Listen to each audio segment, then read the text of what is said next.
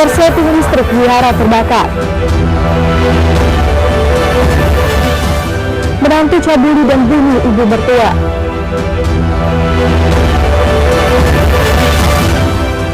Jembatan penghubung dua kecamatan roboh.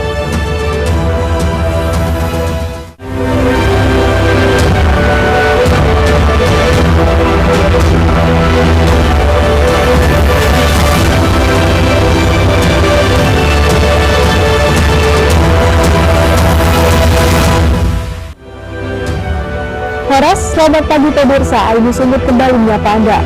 Selain 3 informasi utama tadi, kami hadirkan beragam informasi dari wilayah Sumatera Utara selama 30 menit. Saya Sima Kaur, inilah informasi pertama.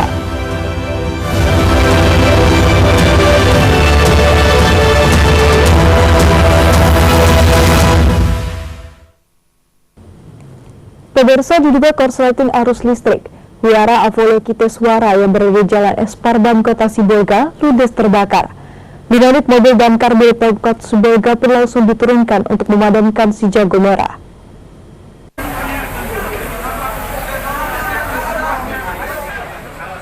Petugas pemadam kebakaran Pemkot Sibolga yang tiba di lokasi langsung berupaya memadamkan kobaran api yang membakar bagian tengah vihara.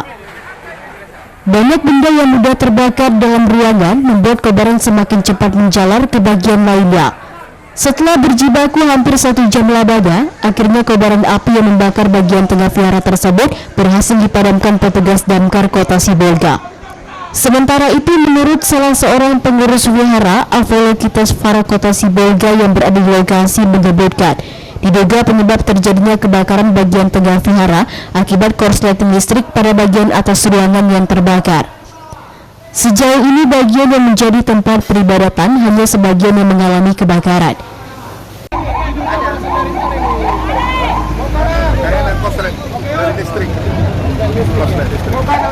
Apa ada korban, Pak? Apa ada korban, Pak? Nggak ada. Terbakarnya di bagian apa nih, Pak? Bagian gudangnya barang-barang gitu. Bagian berapa kira-kira material? Nggak bisa kita kira. Untuk daerah peribadatan ada yang terbakar? Sementara belum kita lihat, tapi kayaknya nggak ada kenanya. Untuk penyelidikan lebih lanjut penyebab pasti terbakarnya vihara Avalokiteswara Kota Sibolga tersebut, pihak kepolisian Polres Kota langsung memasang garis polisi. Dari Sibolga, Raymond, iNews melaporkan.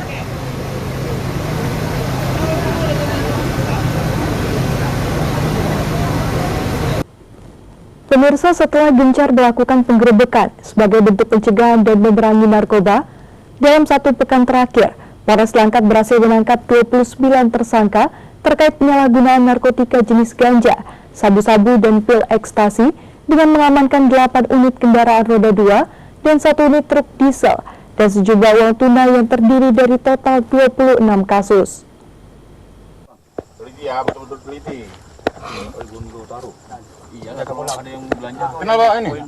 Dalam 1 pekan terakhir, Polres Langkat berhasil menangkap 29 tersangka terkait penyalahgunaan narkotika jenis ganja, sabu-sabu, dan pil ekstasi dengan mengamankan berbagai barang bukti yang terdiri dari 26 kasus. Hal itu disampaikan Kapolres Langkat AKBP Faisal Rabat Husein Sibatupang saat menggelar konferensi pers pada Senin kemarin. Dari 29 orang tersangka yang diamankan, petugas mengamankan barang bukti dan ganja kering seberat 12 kg, sabu-sabu sebanyak 4 kg, pil ekstasi sebanyak 7 butir, serta barang bukti lainnya berupa 14 unit handphone, 8 unit sepeda motor, 1 truk Colt diesel, dan uang tunai sebesar 3 juta rupiah. Pihak kepolisian Polres Langkat juga telah melakukan penggerebekan di 13 titik yang merupakan kampung narkoba guna melakukan pencegahan penyalahgunaan narkoba di wilayah hukum Polres Langkat. Kita berhasil menangkap 29 orang tersangka.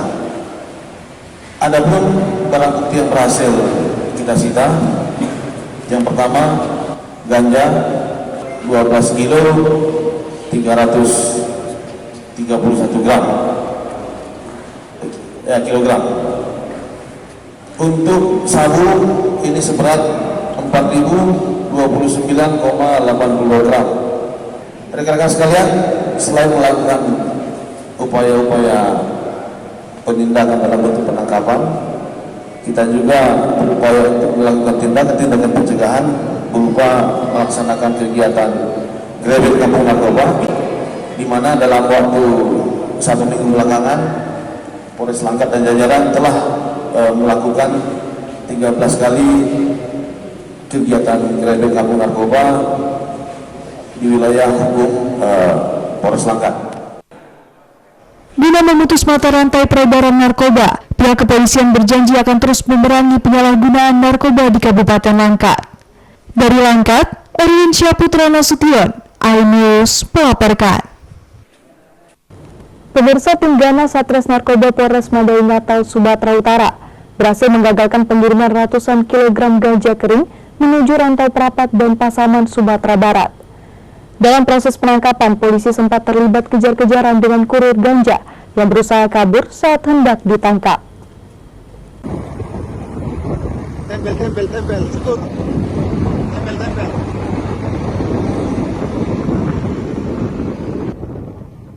Petugas berusaha menghentikan laju mobil yang diduga mengangkut puluhan kilogram ganja kering saat melintas di Jalan Desa Salambue, Pangabungan, Mandailing Natal.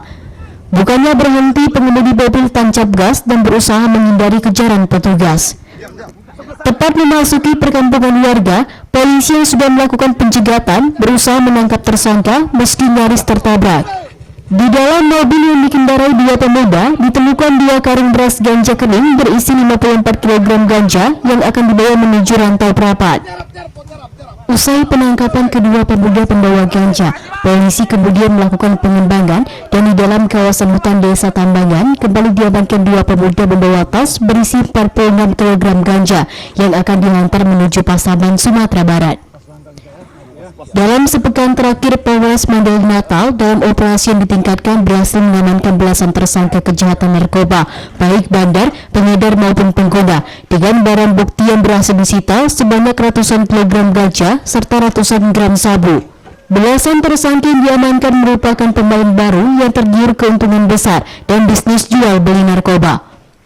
Kapolres Mandailing Natal AKBP Reja Khairul Akbar Sidik menegaskan, pihaknya sengaja meningkatkan operasi pemberantasan narkoba karena saat ini kejahatan masuk kategori extraordinary crime yang telah merugikan banyak pihak, terutama generasi muda.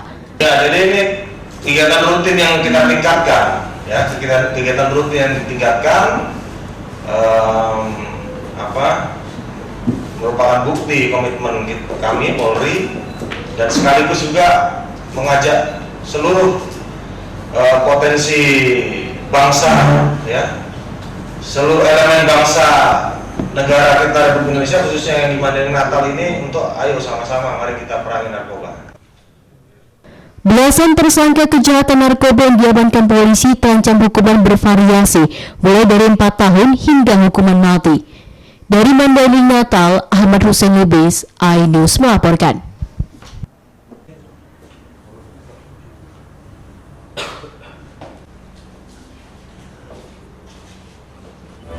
Pemirsa, cabuli anak selingkuhan, pria beristri ditangkap. Tetaplah bersama kami.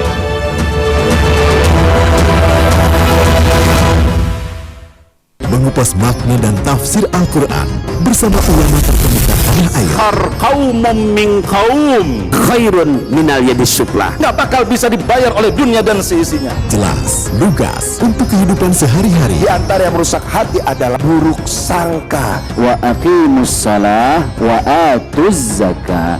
Itu pun sejajar dengan jihad fisabilillah. Cahaya Hati Indonesia, Sabtu dan Minggu pukul 12 siang di iNews.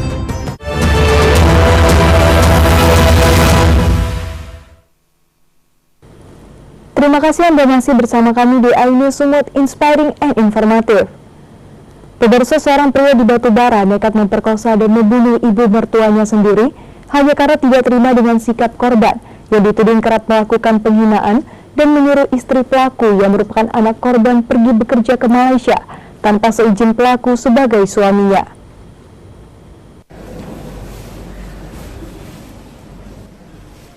Peristiwa Peristiwa sadis menantu bunuh ibu mertua terjadi di kediaman sang ibu mertua di Desa Bagandalam, Kecamatan Tanjung Tiram, Batubara pada 7 September lalu.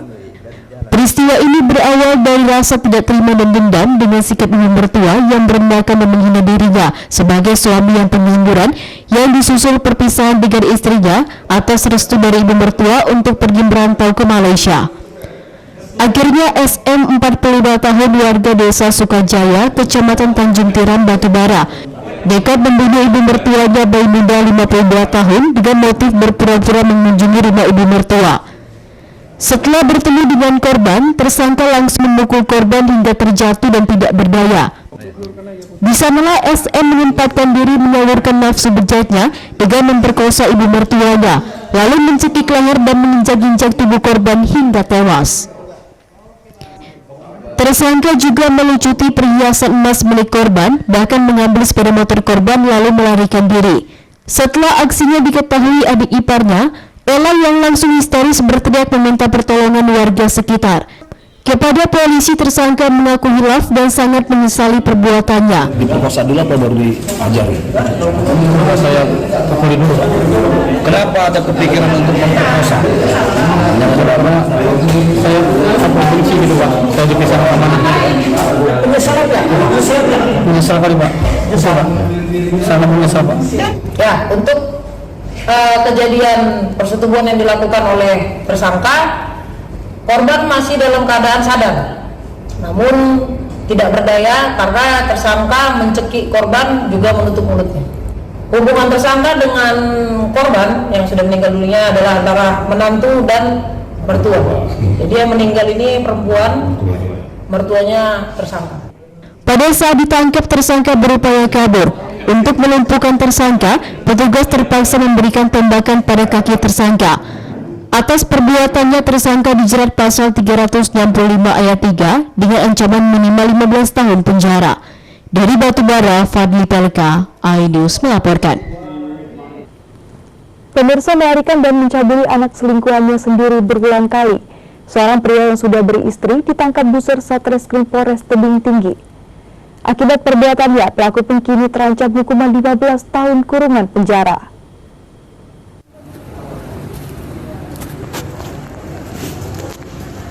Seorang pria beristri, MA 38 tahun, warga Kecamatan Padang Hilir, Kota Tebing Tinggi, diciduk buser Satreskrim Polres Tebing Tinggi setelah membawa kabur serta mencabuli anak yang masih 14 tahun yang merupakan putri dari wanita selingkuhannya sendiri.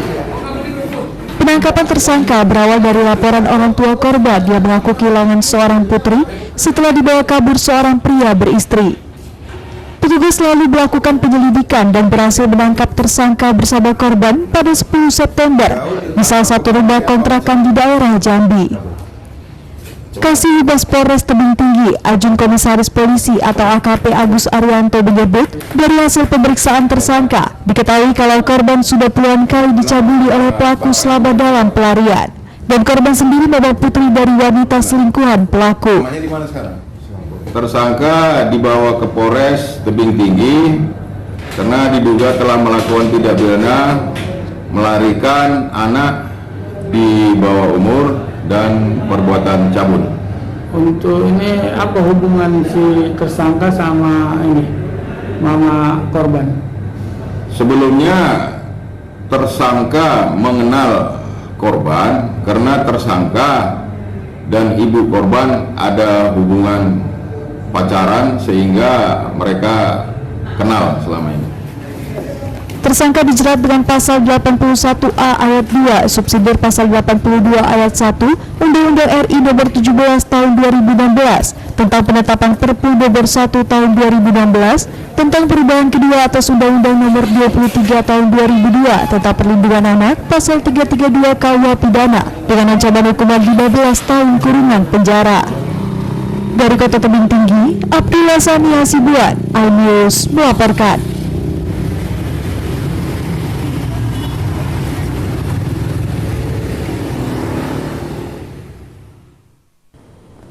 Pemirsa, Unit Perlindungan Perempuan dan Anak Polres Pelabuhan Belawan berhasil membongkar praktik aborsi berkedok klinik bersalin di kawasan Babar, Kota Medan, Sumatera Utara. Dalam kasus ini, polisi berhasil meringkus pelaku yang merupakan seorang bidan bersama ibu pelaku yang membantu proses aborsi berikut pasangan kekasih yang baru saja melakukan aborsi. Kemudian ibu kandungnya yang membantu. Satuan Unit Perlindungan Perempuan dan Anak atau PPA Polres Pelabuhan Belawan berhasil menangkap 2 orang pelaku praktik aborsi, yakni LI 34 tahun dan JR 55 tahun di kawasan Babar, Kecamatan Medan Deli, Kota Medan. Keduanya merupakan ibu dan anak yang berprofesi sebagai bidan dan suster yang membuka praktik aborsi berkedok klinik bersalin. Selain menangkap 2 pelaku utama, polisi juga berhasil meringkus pasangan bukan suami istri, yakni AS 25 tahun dan FP 24 yang baru saja selesai melakukan aborsi. Dari dalam klinik, petugas berhasil mengamankan sejumlah barang bukti seperti peralatan medis hingga alat-alat yang digunakan untuk melakukan aborsi. Ibda Rostati Sihombing, Kanit PPA Polres Pelabuhan Belawan mengatakan, pelaku menjalankan aksinya secara sembunyi-sembunyi, yakni dari mulut ke mulut pasien yang bersedia dan telah melakukan aborsi. Pelaku mematok tarif sebesar 3 juta rupiah untuk usia kandungan 3 bulan dan 5,5 juta rupiah usia kandungan di atas 3 bulan. Pelaku berhasil diringkus setelah salah seorang poluan menyamar menjadi pasien dan akan melakukan aborsi. Yang kita amankan pada saat melakukan aborsi itu, yang diminta tarifnya itu adalah 5,5 juta dengan usia kandungan 5,5 bulan. Begitu. Udah berapa banyak pasien yang aborsi di klinik itu? Dapat saya jelaskan bahwa kalau pasiennya itu menurut mereka itu sudah banyak, gitu ya. Namun mereka ini masih kita kembangkan lagi, ya. Siapa-siapa saja yang pernah melakukan aborsi di situ. Untuk mempertanggungjawabkan perbuatannya, kini kedua pelaku bidan dan suster yakni anak dan ibu dan pasangan kekasih yang melanggar pasal pelindungan anak terancam hukuman 10 tahun penjara. Sementara wanita yang melakukan aborsi masih menjalani perawatan intensif di rumah sakit dan jasad bayi telah dimakamkan. Dari Medan, Sumatera Utara, Yuda Bahar, iNews melaporkan.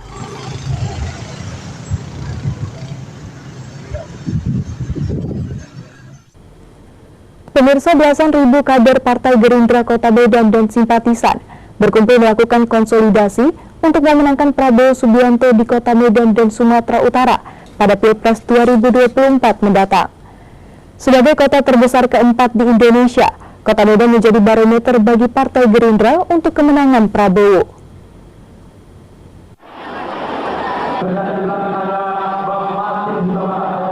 Selain dihadiri belasan ribu kader dan simpatisan, konsolidasi yang dilakukan DPC Partai Gerindra Kota Medan di Pardedengo pada Minggu siang kemarin, kegiatan ini juga turut dihadiri artis senior mantan anggota DPR RI dari Partai Gerindra, Jamal Mirdad.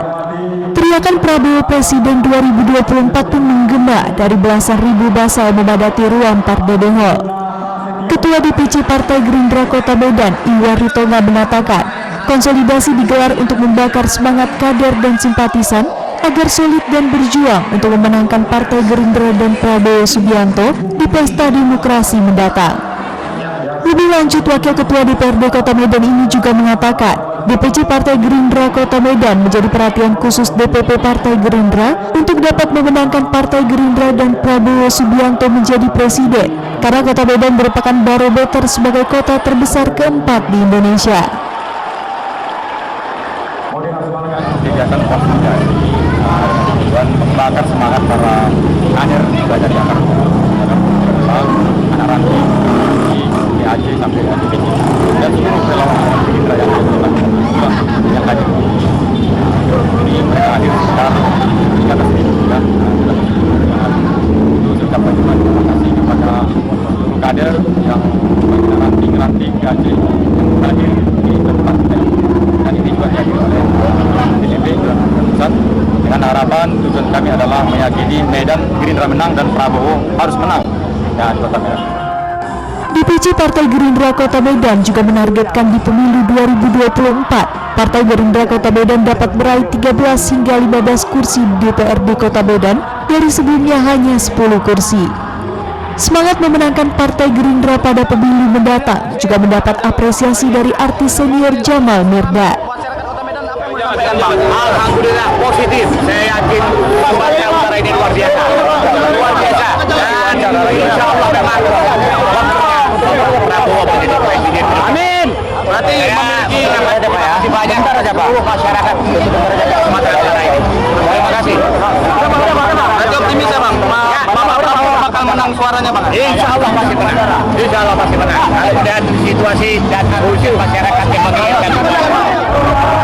Dari Medan, Said Ilham, iNews melaporkan. Pemirsa, viral bayi 2 bulan diberi makan bubur. Tetaplah bersama kami.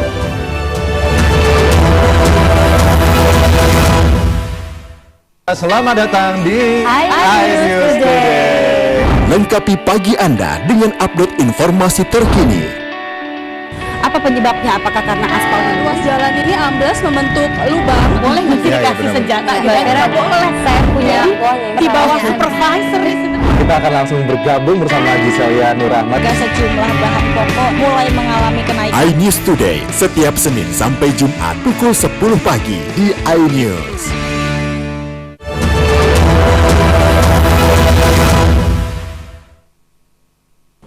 Terima kasih Anda masih bersama kami di iNews Sumut, inspiring and informatif.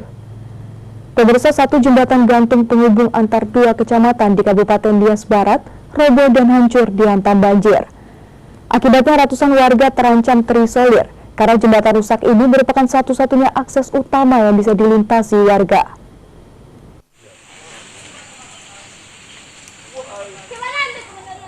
Luapan sungai akibat tingginya intensitas hujan yang turun dalam beberapa minggu terakhir mengakibatkan jembatan gantung yang terletak di Luahamoi, Desa Yuso, Kecamatan Lolovitumoi, Kabupaten Nias Barat, Sumatera Utara, hancur dihantam banjir. Jembatan gantung ini merupakan akses utama ratusan warga antara 2 kecamatan yang ada di Nias Barat, yaitu Kecamatan Lolovitumoi dengan Kecamatan Mandrehe Utara. Jembatan gantung ini kondisinya sangat memprihatinkan, di mana papan jembatan tampak bergelantungan tanpa bisa dilewati oleh pejalan kaki maupun roda 2, sedangkan pondasi jembatan sudah hancur diterjang banjir. Sebelumnya jembatan ini dapat dilalui oleh warga setempat dengan mengendarai roda 2. Namun saat ini hanya dapat dilalui dengan meniti batang besi jembatan meski sangat membahayakan. Jembatan ini bukan kali pertama rusak dihantam banjir, namun sudah berulang kali dan warga pun kerap memperbaikinya secara swadaya tanpa campur tangan pemerintah. Ini salah satunya jembatan ini sangat terpenting karena ini salah satu fasilitas untuk buat anak-anak kita baik SD, SMP dan SMA, SMK. Ini adalah salah satu jembatan yang harus dilaluinya. Harapan kami sebagai masyarakat tempat di sini agar secepat mungkin ya ada perhatian khususnya tingkat Kabupaten Nias Barat untuk memperbaiki jembatan ini, khususnya karena jembatan ini sangat terpenting buat kami masyarakat. Rusaknya jembatan gantung ini mengakibatkan ratusan kepala keluarga dan juga peserta didik dari Desa Undreboli dan Balodano, Kecamatan Mandrehe Utara yang berada di sebelah jembatan terancam terisolir.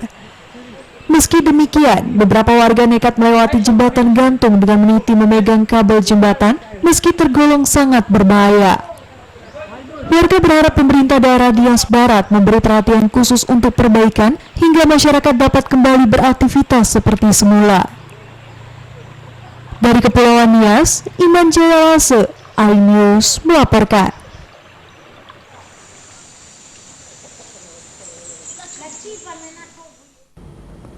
Pemirsa, video yang memperlihatkan terduga oknum penjaga panti asuhan menyuap seorang bayi berusia 2 bulan dengan makanan bubur viral di media sosial. Pasalnya bayi yang masih tergolong baru dilahirkan ini harusnya hanya bisa mengkonsumsi susu. Namun pihak panti yang bersangkutan membantah tudingan yang dimaksud. Menurutnya video yang beredar adalah hoaks dan akan mengadukan pelaku penyebar video ke polisi.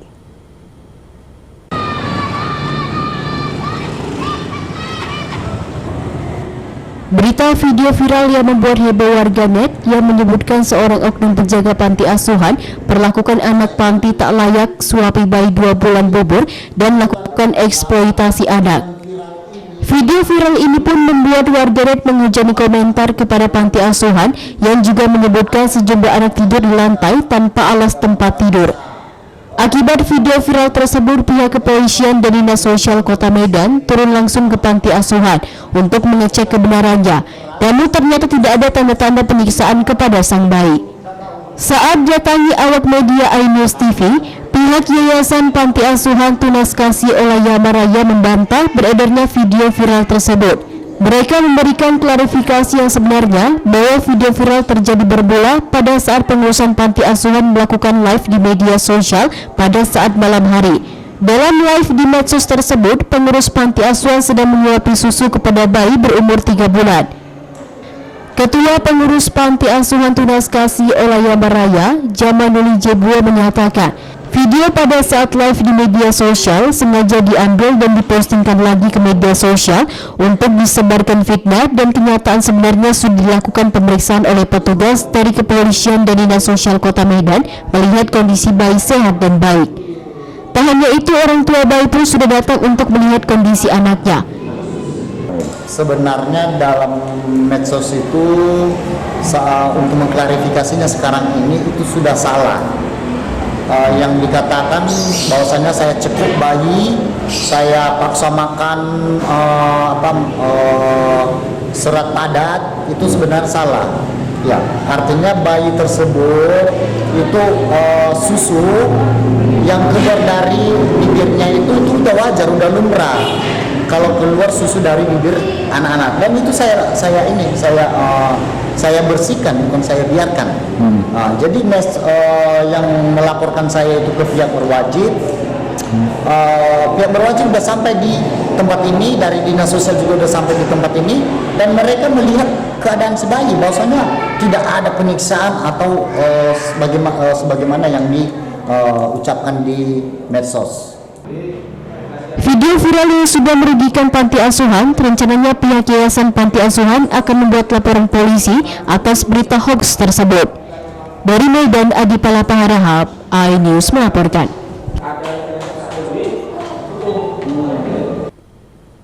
Pemirsa merasa ditipu.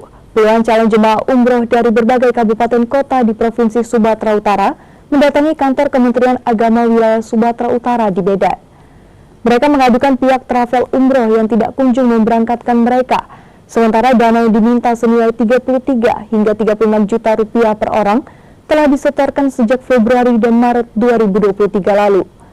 Ironisnya, saat didatangi, kantor travel umroh ini pun sudah tutup.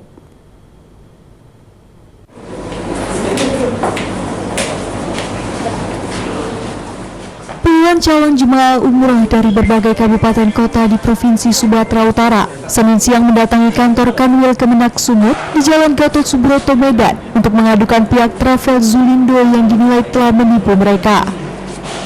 Para calon jemaah umroh ini mengaku kecewa karena hingga kini mereka tidak juga diberangkatkan ke Tanah Suci, padahal uang biaya berangkat umroh senilai 33 hingga 36 juta rupiah sudah disetor ke pihak travel Zulindo. Namun anehnya, sampai saat ini pihak travel Zulindo tidak memberangkatkan dan memberikan visa dan tiket kepada para calon jemaah umroh. Menurut salah satu calon jemaah umroh, ada sekitar 78 orang calon jemaah umroh yang berasal dari Kabupaten Batubara, Labuan Batu Utara, Labuan Batu, Kota Sibolga, Kota Medan, Asahan, bahkan dari Provinsi Sumatera Barat yang menjadi korban penipuan travel Zulindo. Calon jemaah umroh berjanji jika pihak Kanwil Kemenak Sumut tidak bisa menuntaskan persoalan ini dengan memanggil pihak travel serta memberangkatkan mereka, para calon jemaah umroh akan membawa persoalan ini ke jalur hukum. Travelnya PT Zulindo. PT Zulindo, kami dijanjikan dari hari ke hari berangkat bahwa sudah lelahlah kami berangkat, tidak jadi. Tiket kami tak ada. Visa juga ibu-ibu ini tidak diterbitkan, betul ya? Iya, betul. Jadi kami mengadulah ke Kanwil ini agar PT Zulindo ini mendapat sanksi dan uang kami dikembalikan dan kemudian sebagian diberangkatkan lagi karena Kanwil ini punya kewenangan berdasarkan Undang-Undang Nomor 8 Tahun 2019. Ada tim satuan tugas pencegahan, pengawasan dan penertiban umroh. Jadi kita minta supaya pemilik Julindo ini diundang ke sini dan minta pertanggungjawabannya sehingga tidak ada korban hari ini dan selamanya bagi travel-travel lain. Menanggapi keluhan jemaah umroh, Kanwil Kemendak Sumut pun berjanji akan menyelesaikan persoalan ini dengan memanggil pihak Travel Julindo. Sementara itu, kantor Julindo Tour dan Travel yang beralamat di Jalan Gatot Subroto Bobot 210 AB Medan ini pun sudah terlihat tutup. Seluruh pintu kantor tampak digembok dan kantor Travel Julindo diperkirakan sudah lama ditinggal penghuninya. Dari Medan, Said Ilham, iNews melaporkan. Informasi tadi mengakhiri iNews Sumut hari ini. Saya Sumakaur mengucapkan terima kasih atas kebersamaan Anda. Selamat beraktivitas dan sampai jumpa.